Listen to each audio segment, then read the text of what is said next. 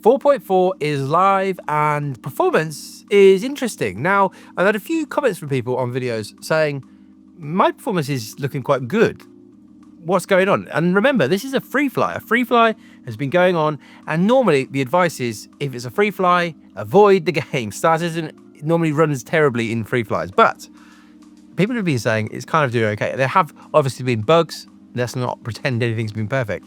But in my testing as well, I've seen some really interesting stuff. Now, first of all, we're going to start off with Lorville, but then we've got some Levski stuff, which is very interesting. You can see here, this is my tracking for the whole year. So I've been doing my Lorville runs with the same system, effectively, all the way through the year, 9800 actually at 1080p. We're testing the CPU performance. And you can see things have bounced around all over the place. Considering this has been a year of performance, stability, content, all that sort of stuff, performance is kind of gone up and down. It's not been like all going in the right direction.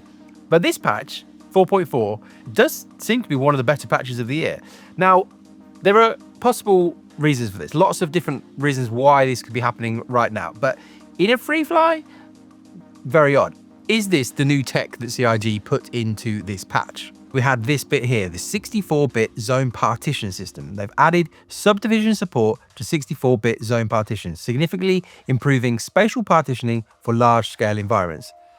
I'm assuming this was designed with Levski in mind. We're going to get to Levski in a minute. There was a big jump in performance from what we were seeing in the PTU to what we saw and what we are now seeing in live. It's running a lot better. But has this had a knock-on effect for other parts of the game? So in this Lorville testing that I'm doing here, is this now seeing the benefits of this new partition system?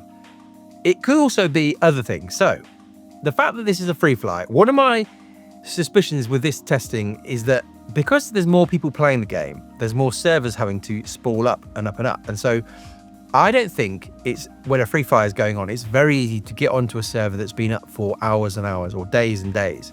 Whereas when there's not many people playing the game, you could log on to a server that's been up for like a week or so, maybe, if we're lucky. And then there's more entities, there's just more kind of clutter on the server that your client side is having to deal with. My theory might be that in a free fly, you're actually going to get better server performance and therefore less entities and better client-side performance because you're on fresher servers, because there's just more people playing the game. So it could be that. It also could be one of the knock-on effects of having a new star system is that people are much more spread out. So in my testing when I was doing this, it was like a couple of days into the patch being live, and I was definitely seeing lower numbers on the kind of Lorville Hurston server than I would normally. So normally it's one of the busier ones. One of the potential effects of adding Nix, it may have helped performance in that people are more spread out, and again, what they're doing on the servers, the NPCs that they're causing to spawn and do things, and entity counts, all these sorts of things, this kind of imprecise science to Star Citizen performance, potentially it actually means that spreading people out means performance is actually better in all of those areas. It kind of makes sense. Again, it's a theory. Maybe it was just the zone stuff and we're seeing performance, but as you can see, performance has bumped up and down all the way through the year. Some of that might be Windows, some of that might be GPU drivers, there's all sorts of stuff. But the main juicy bit here, obviously, is to get to Levski. Like I said, in the PTU, performance was absolutely shocking at Levski. I did a load of testing. I did one stream where I was testing with 4 PCs at once, moving them all around, getting them into position in the same position, and it was looking awful. Like the official minimum spec that CIG have got on the website, that was like sub 5 FPS.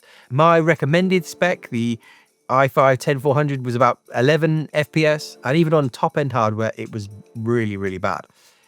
But now, if you take a look at this graph, you can see that it's not all that bad. All these results are CPU bound. I did actually use different GPUs just because of the way I did the testing, but they are all CPU bound. So these show the power of these CPUs in this Levski statue area, just looking at the statue, looking at the outside of the asteroid stuff going around, which is very heavy, which has a big actual knock-on effect for GPU performance. But from a CPU side, well, yes, the minimum spec, the official minimum spec isn't looking great at 11 FPS, but it has basically kind of doubled since the PTU.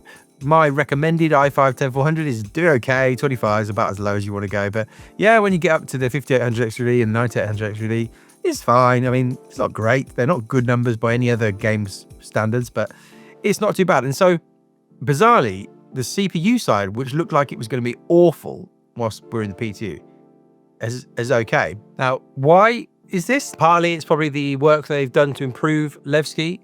Again, the zone partition stuff. A big factor may well be the amount of players who are visiting Levski. In the PTU, it was basically the thing that everybody was seeing. You wouldn't have been shocked to see 100 people at Levski, all bringing out their big fancy ships, clogging up the space around, and it was chaos. There was a lot of people there. But at this stage, I think there's just less people there. You visit and then you think, well, that's cool. And maybe then you go back to playing the game how you normally would. The numbers of people on the Levski server seem to be way down compared to the PTU in my testing at least. And so again, talking entity count, all that stuff, that could well be a big factor for why performance is now looking much better when we're on live servers. But the flip side of that is now when we look at GPU performance, that's also very heavy. And actually, we're seeing some differences in performance between the different graphics settings. Now, one of the things that Ali Brown, when he came to the stream and answered a few questions, talked about, he was talking about the idea that the different texture qualities that are coming with the new 4.5 patch, which is now in the PTU. There's all sorts of graphics changes, but you can much more finely tune your graphics settings. But even with these old ones, you're seeing that you can see a massive difference in performance. Now, this is on a 1660. This is, again, what I'd recommend as the minimum kind of GPU normally. All at 1080p, but that top one there has got FSR on, so that's upscaling from 720p. But you can see that very high graphics was really struggling looking out here. But when you pop it up to medium, there doesn't seem to be much difference between medium, high, and low in this setting. You can see quite a big increase in performance. But the key thing is, these are all running on the 9800 XDD. These are all GPU bound. Levski is actually really quite heavy on the GPU. And so if you're on a lower end card, yeah, beware. Maybe look at some upscaling, but maybe come off very high graphics if that's what you're on. The 6700 XT is kind of like a perfect 1080p card, plenty of VRAM and performs really well. You can see again here the big difference between low graphics and very high graphics at 1080p and the same at 1440p. Like, considering it was so CPU bound in the PTU, suddenly that's kind of been alleviated a bit, I suppose, and now we're seeing that actually it's also very intense for the graphics card. And then also we've got the 5080 here, just to kind of show you at 4K what we're looking at. At 1080p there, we're showing you how CPU bound we can be, but then again you can see the difference between low and very high at 4K with this card. There is a difference in performance again, and ideally you'd be wanting more performance out of a 5080 at 4K here. Again, you'd probably put on some upscaling, but this just does highlight again how GPU heavy Levski seems to be as well. So I would love to know how you found things in this patch. Can you run around Levski without completely grinding to a halt? Have you seen any improvements just in general performance? Again, I've had quite a few comments from people saying they have seen improvements, and then as you always get, you get some comments saying, I've seen nothing, it's awful as it always has been. But it's really interesting. And again, going into 4.5, we're going to see Vulkan versus DX11, lots of testing to do there. And we've also got all these new graphics changes that are going to change a lot of how we kind of configure systems. And my plan will be to, I guess, go through those and work out visually what they do. And then also, yeah, performance-wise, is there a kind of recommended setup, depending on what you're going for. So lots of exciting stuff to see. But yeah, 4.4 is interesting. Performance, in some ways, is good. And surprisingly GPU heavy in Levski. So yeah, let me know.